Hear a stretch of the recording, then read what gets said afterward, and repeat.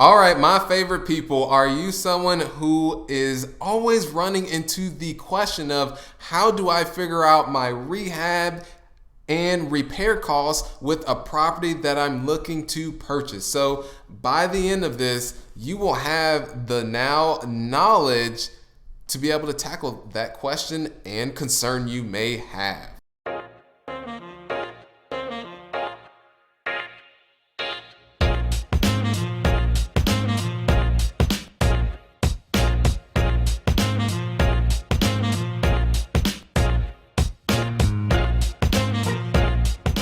So next steps, those of you who are on the YouTube, every Thursday and Tuesday, every Tuesday and Thursday, there we go, is I drop these absolute bombs and go to nuggets that really give you the practical knowledge as a investor, where you're looking to get started in the single family space, the multifamily space, or even other niches, the techniques and strategies that I go into. So you want to hit that subscribe button as well as the notification bell. And those of you who are listening on other platforms, is just know on Tuesday and Thursday, this content will be delivered to you. So you'll definitely want to keep that on your about myself, in case you're coming across me and wondering why should I speak on this matter, is name is Sterling White. Yes, I am bald, in case you're wondering. And also, I had a question for you too. I'm trying to determine what to actually do with this bookshelf. And those of you who are listening, is you're not able to see the bookshelf, but visually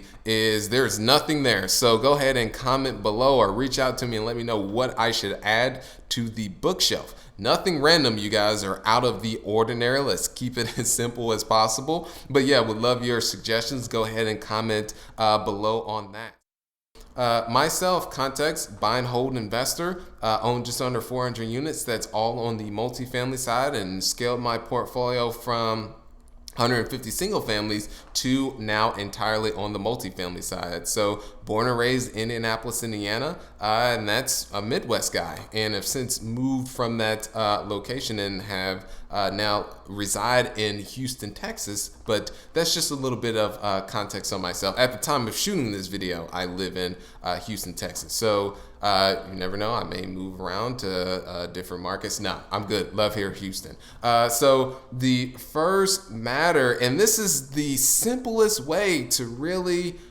estimate these repair costs, is get it direct from the source and leverage others' knowledge. And others' knowledge being contractors, either or property management companies. So this is why it's crucial to have a team versus being a what you would call a solopreneur.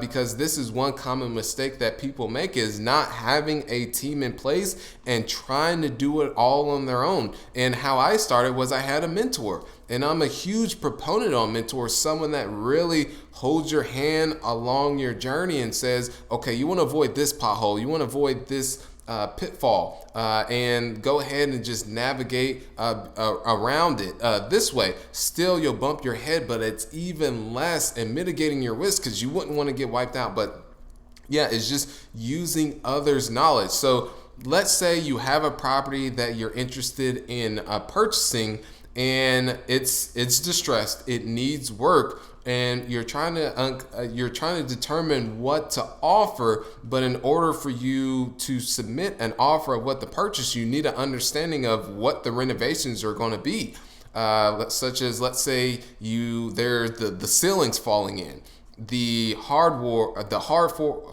floors need to be refinished, and there needs to be new paint because there's just wallpaper throughout. The vanity that's in the bathroom is old. You need to resurface the so all these different things is, one, you could learn it yourself, or you can just get insights from contractors. And this is where it comes into play, is just asking them is, hey, and having someone go out to actually do a bid on the property. And you can get multiple bids to see that if one person is at 10,000 and you've got 3 other bids or 2 other bids that are closer to 20,000, then that could be, and maybe you may want to get another bid and see where that ends up, because it's likely that, okay, your rehabs are actually going to be closer to 20,000. And then normally these contractors would actually line item of, okay, you need to change this, you need to change this, you need to change this, and be sure that you're walking through it with them so you can say that, okay, I want to change this, I want to rehab to this standard because I've pulled other properties and I've seen that they are in this condition. So this is what I want to renovate my property to, because I want to rent it out for this amount, or maybe you want to sell it for this amount. So those are all the things that you'll get, and the contractor helps you with an estimation. And then now you're able to take that and let's say, for instance, you want to make a certain amount on a certain flip, and you're looking to flip the property. You want a profit of, let's say, $50,000. And however that the most you can be able to offer is, let's say, X, and however that X number is fully dependent on how much rehab money that you're going to put into it. So that's why you want your rehab costs, because if you're incorrect and you actually purchase this property, which still does happen if you're not careful in estimating it, is that, let's say now your rehab is more than what you anticipated, that just cuts right into your profit. So that's why it's good to really have go direct to the source to be able to get insights on the cost of this.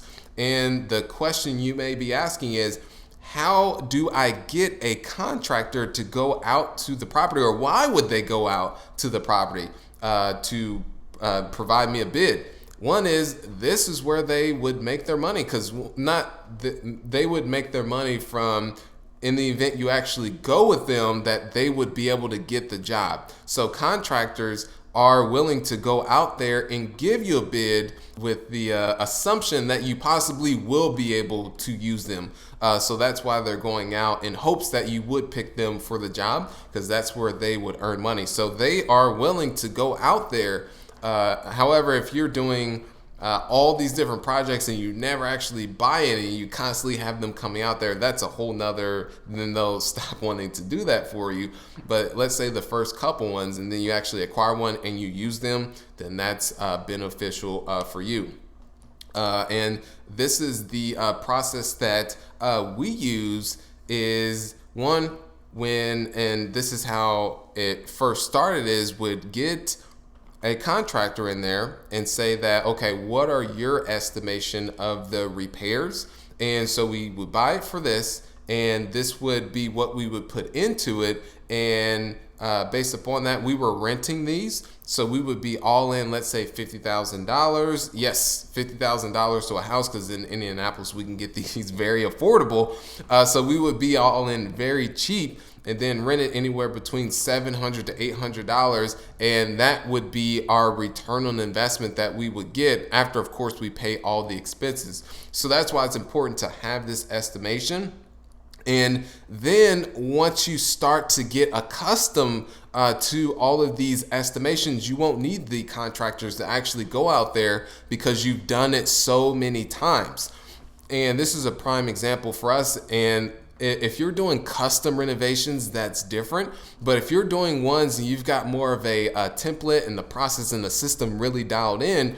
So for us, we are very familiar with, because we acquire apartments, for instance, and a lot of these units, what we do is they're normally outdated. So we'll go into it, we'll do gray on the base, white on the trim. As far as the paint scheme, we'll go in, we'll put vinyl plank flooring, we'll do the countertops, replace those with Formica, the cabinetry, we'll resurface those. So we have a understanding of what our average costs are, because we've done it so many times, and it's a template. You're doing the same thing, so you understand, okay, this is going to be the cost of the interiors, which could be, depending on the square footage, anywhere between $7,500 to $8,500, and depending on if it needs more work, then it goes up than that. So you've got your interiors, and then you start to tack on, okay, HVAC, plumbing, electrical. So that's the process that we've used. But one, it just comes down to going direct to the source, contractors, to tap into their knowledge. Because this was one mistake that I did when first starting out. I wanted to learn all of this, meaning what is the cost to replace a window, the window cost plus the install, which could be anywhere between $250 to $325 with your all in on a per window basis. But wanted to understand that, okay, if a room is this square footage of, let's say the living room is 200 square footage, how much is it going to cost to refinish those floors? Okay, what is the cost of install for a vanity, the vanity cost and install? I wanted to learn all of that. But it wasn't really important, and I considered that myself low value if I wanted to push up the business. And I'll give you a prime example of why you want to focus on the highest value activities that are the drivers of your business. I had someone reach out to me and ask me, what is the cost to replace a bathroom surround?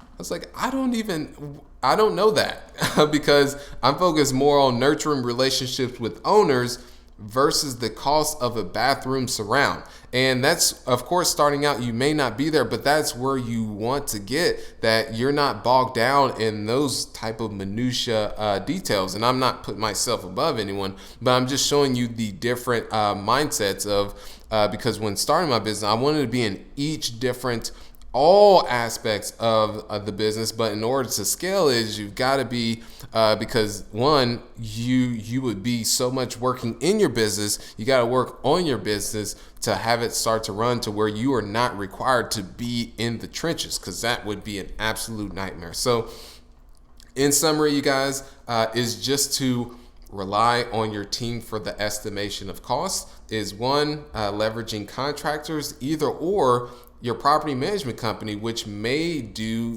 the construction and the rehab in-house. And the way I did that is with the property management company that I plan using moving forward, is I asked them, what are your average costs to be able to turn a unit, the interior, and was able to get their prices on that. And I'll create a buffer on that, because that is, creating a buffer is that it may likely actually be even more.